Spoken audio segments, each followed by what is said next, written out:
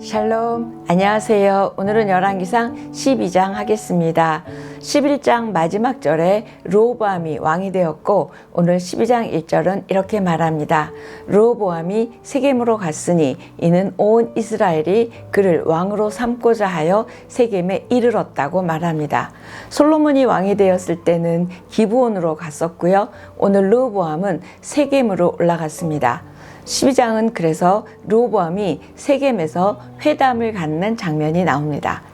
애굽에 있었던 여로보암까지 이스라엘로 와서 백성들과 함께 르호보암에게 찾아가서 요청합니다. 그 요청한 내용이 4절이에요.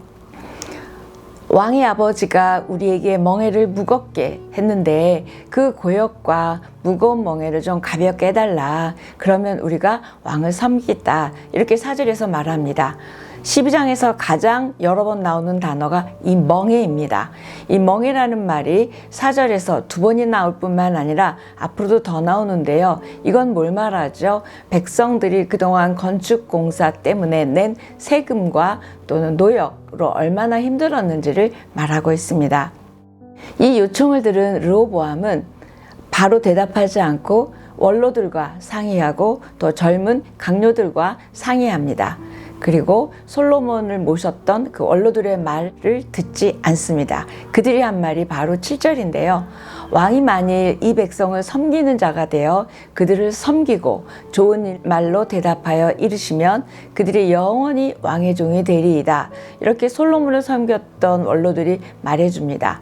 이때 왕은 군림하는 자가 아니고 다스리는 자가 아니고 어떻게 해야 되는데요? 섬기는 자가 되기를 원한대요. 솔로몬이 얼마나 군림했고 얼마나 힘들게 했는지 말하고 있는 것 같습니다.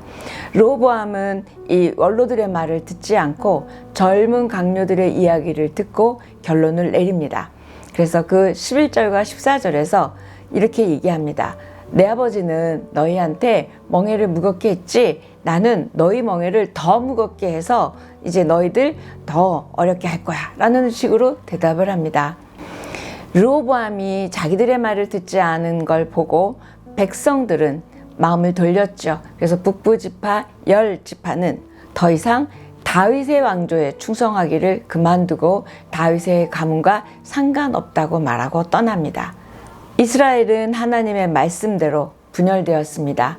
이렇게 하나님의 말씀은 현실이 되고 말씀은 그대로 사건이 되는 것을 보게 됩니다. 18절에 르호보암이 역군의 감독 아도람을 보냈는데 사람들은 그 아도람을 돌로 쳐서 죽이고 받아들이지 않습니다. 온 이스라엘이 여로보암을 왕으로 삼았습니다. 유다 지파 외에는 다윗의 집을 따르는 자가 없었어요. 다시 말하면 르호보암을 따르는 자가 없고 여로보암을 왕으로 세웠습니다. 르호보암은 예루살렘에 돌아와서 씩씩거렸겠죠. 그래서 군사들을 모읍니다. 18만 명의 용사를 모아서 북이스라엘과 싸워 그 나뉘어진 나라를 찾아오려고 할 때 하나님의 말씀이 선지자 스마야에게 임합니다. 24절인데요. 너희는 올라가지 말라. 너희 형제 이스라엘 자손과 싸우지 말고 다 집으로 돌아가라. 이 모든 일은 나로 말미암아 된 것이다 라고 하나님께서 스마야에게 말하십니다. 그 말씀을 듣고 쉽지 않았겠지만 순종해서 돌아갑니다. 25절 보면 여로보암이 세겜을 건축하고 분회를 건축하고 또 건축하고가 나옵니다. 처음에 르호보암이 왕이 되었을 때 우리 그만 힘들게 해주십시오 부탁했던 여로보암인데 자기도 이렇게 건축하고를 보게 됩니다. 무슨 말일까요? 솔로몬 밑에서 부하로 있을 때 보고 배운 대로 하고 있는 거죠. 우리의 삶은 이렇게 누군가에게 카피되어지고 있습니다. 우리의 자녀들이 우리의 믿음의 삶의 태도를 또 반응을 언어를 배우고 있다는 거예요. 그래서 우리는 하나님 앞에 잘 살아야 될 것입니다. 26절 그의 마음에 스스로 이르기를 나라가 이제 다윗의 집으로 돌아가리라 하고 염려했습니다. 다윗의 집으로 돌아간다는 표현은 백성들이 예루살렘에 있는 성전에 가서 제사 드리러 갔다가 마음이 르호보암에게 향하면 어떡할까? 그렇게 두렵기 시작한 것입니다. 하나님께서 약속해 주신 말씀을 믿지 않았고 자기가 대책을 세우게 됩니다.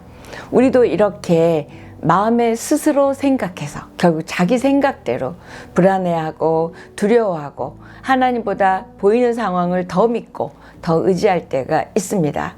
이것이 바로 우리 죄인들의 실체이고 우리들의 한계입니다. 여로보암은 그래서 두 금송아지를 만들어서 베달과 단에 둡니다. 그리고 그 두 송아지를 보고 너희의 신들이라고 말하고 이 일은 분명히 하나님 앞에 죄였습니다. 그것뿐이 아닙니다. 산당들을 짓고 레위 자손이 아닌 사람들을 제사장으로 삼고 절기도 날짜도 자기 마음대로 바꾸는 죄악을 범하게 됩니다. 하나님께서는 분명히 이 일이 여호와께로 난 것이다 라고 하나님이 여로보암을 왕으로 세워줬다고 분명히 말씀하셨음에도 불구하고 여로보암은 이렇게 자기 꾀를 생각을 실행합니다. 하나님께서 여로보암의 의지와 상관없이 졸지에 왕이 되게 하셨잖아요.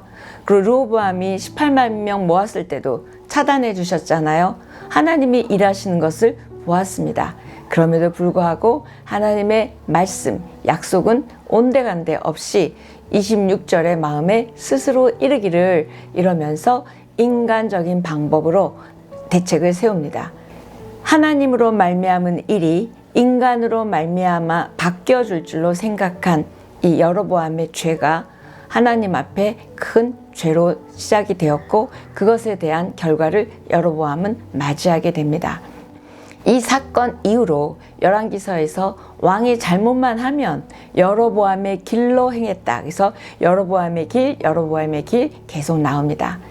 하나님께서는 열왕기서를 통하여 말씀하신 하나님, 약속하신 하나님, 언제나 동행하며 은혜를 주시고 도우시는 하나님 말씀하셨지만 그 하나님은 온데간데 없고 자기들이 가진 것, 이룬 것, 행한 것 그런 것 더 의지하고 또 그것들을 유지하려고 하면서 죄된 인간의 모습을 보여주고 있습니다. 우리는 분명 이렇게 살아서는 안 될 것이기에 오늘 열왕기서 12장을 통하여 하나님은 말씀하고 계십니다. 오늘 여기까지 하겠습니다.